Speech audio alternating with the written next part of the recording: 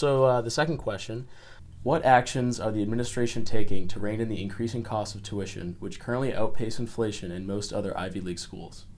Always a question on everyone's mind, the accessibility and affordability of a college education. Dartmouth, as you know, provides a world-class education. We attract the best and the brightest students, best and brightest faculty, best and brightest staff, if I do say so myself. And we are competing in a national marketplace. So the national market in some ways sets the costs.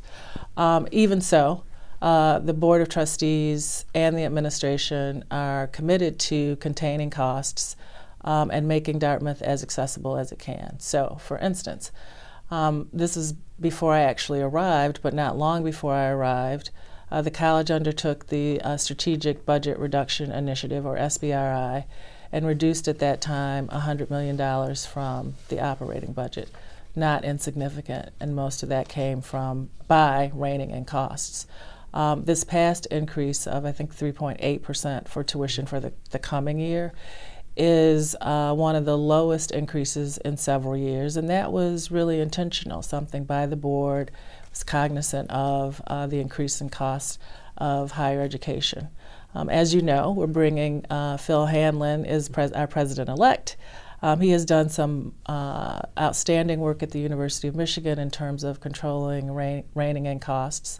And hiring him wasn't unintentional. I mean, I think he's someone who's going to be focused on the budget, and he's already demonstrated himself to be a very responsible steward of, an institution's financial resources. I also want to say a little bit about accessibility, because I think that's important.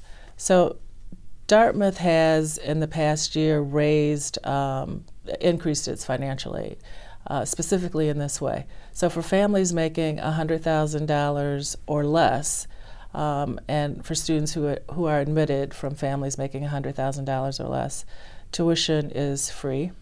We also have if you look at some surveys, particularly there's one done, I think, in 2011 on called the Project on Student Debt. And if you compare Dartmouth students' loan burden at graduation with students' burdens the national average, and even the state average, we're significantly lower. So specifics. So in 2011, 2/3 of students graduating from college, both public and private colleges, had an average debt of $26,600.